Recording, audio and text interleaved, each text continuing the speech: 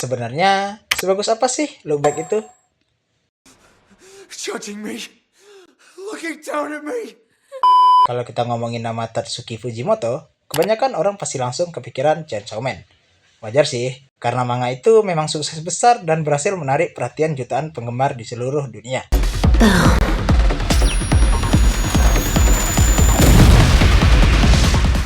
Tapi, tahukah kalian, di balik semua aksi brutal, iblis, dan pertarungan yang bikin jantung deg-degan, Fujimoto juga pernah membuat sebuah cerita yang sangat sederhana. Tidak ada monster, tidak ada kekuatan super, bahkan durasinya cuma sekitar 58 menit. Judulnya adalah Look Back. Dan anehnya, justru film sesederhana inilah yang membuat banyak orang menangis. Bahkan menyebutnya sebagai salah satu adaptasi manga terbaik dalam beberapa tahun terakhir. Tapi pertanyaannya, apakah Look Back benar-benar sebagus yang orang-orang bilang? Atau kita cuma ikut terbawa hype? Di video ini, kita bakal membahas semuanya. Sebelum masuk ke pembahasannya, mari kita kenalan dulu dengan orang di balik karya ini, Tatsuki Fujimoto. Tatsuki Fujimoto adalah seorang mangaka asal Jepang yang terkenal karena gaya berceritanya yang sulit ditebak. Kalau kalian pernah membaca atau menonton Chainsaw Man, pasti tahu kalau Fujimoto bukan tipe penulis yang suka bermain aman. Dia sering membuat keputusan cerita yang mengejutkan, lalu menyampaikan pesan-pesan kehidupan lewat cara yang tidak biasa. Sebelum Chainsaw Man meledak, Fujimoto juga membuat manga berjudul Fire Punch, yang sama-sama dikenal karena ceritanya yang gelap dan penuh simbolisme.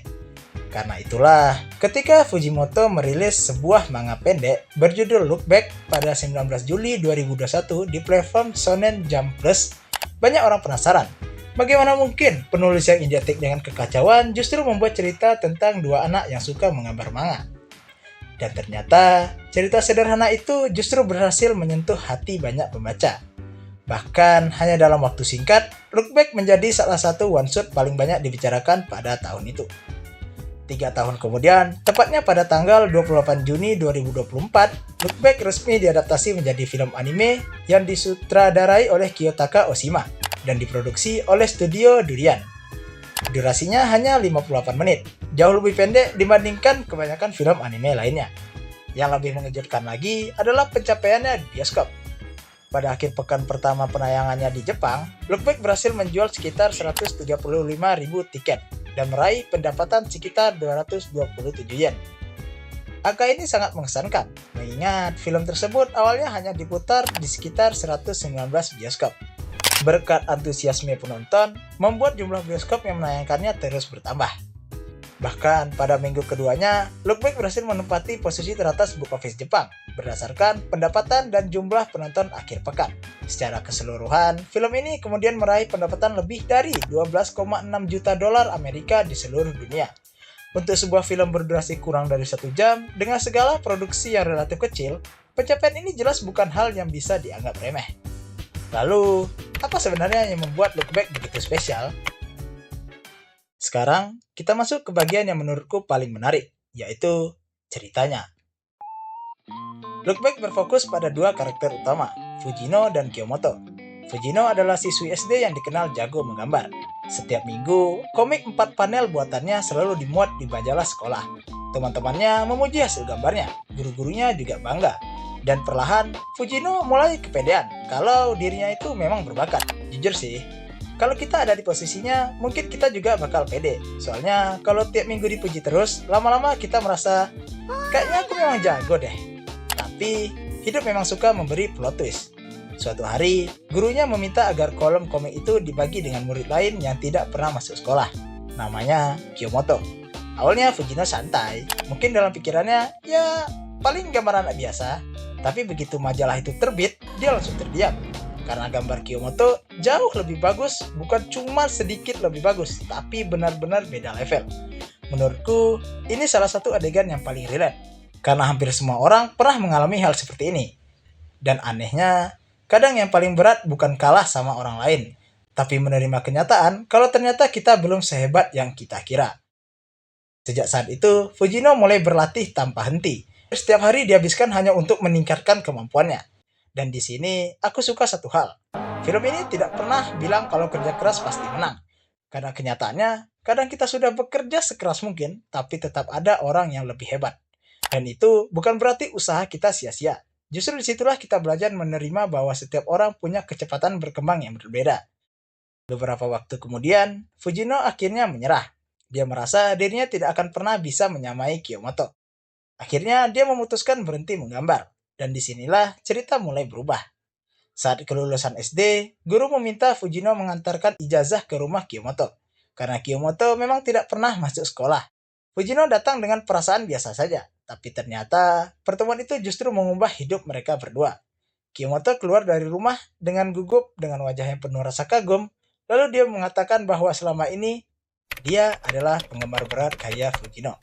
Nah, yang satu minder sama yang lain, yang satu lagi malah ngefans.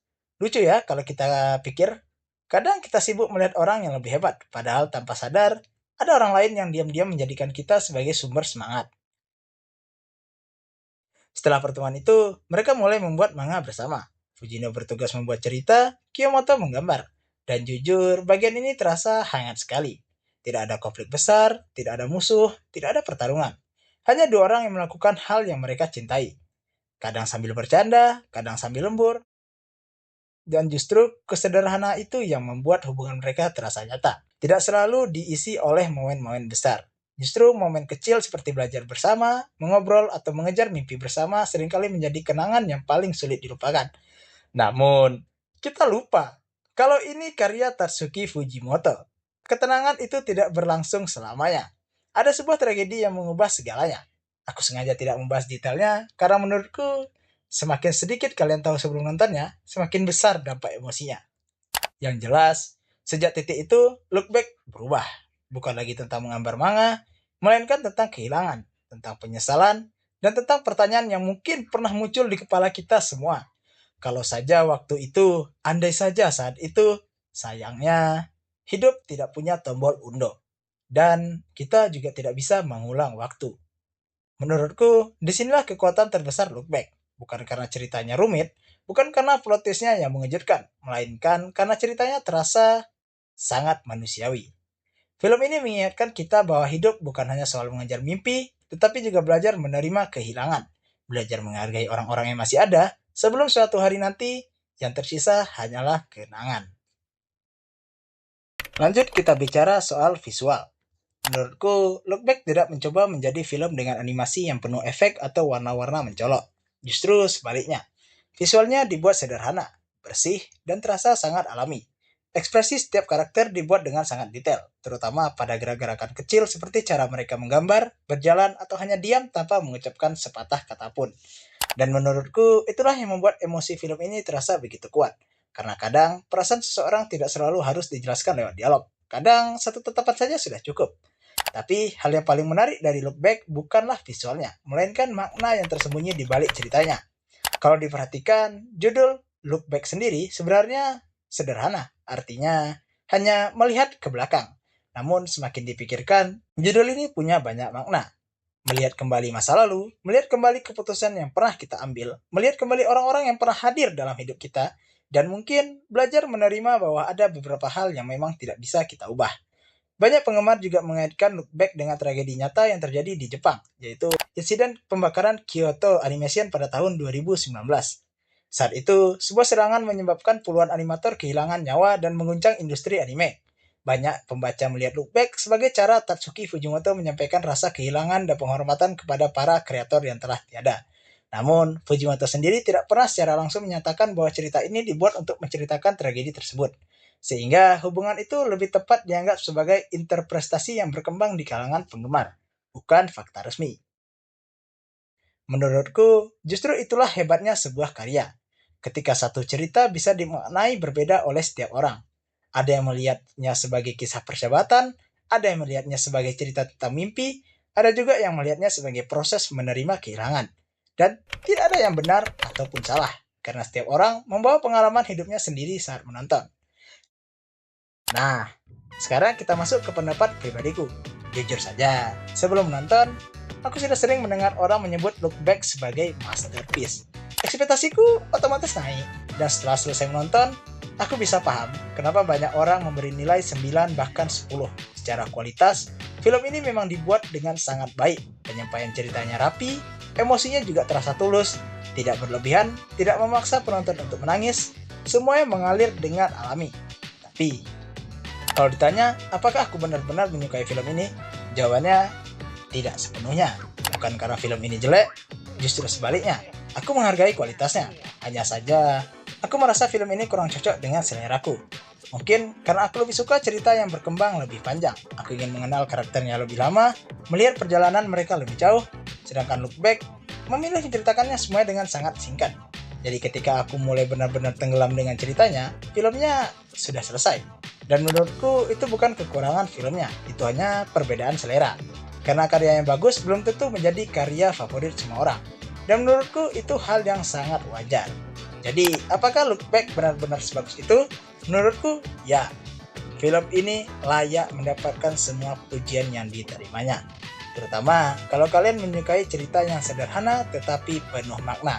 Namun, kalau kalian bertanya apakah ini menjadi salah satu film favoritku, jawabannya belum. Kalau harus memberi nilai, mungkin aku akan memberinya sekitar 7 dari 10.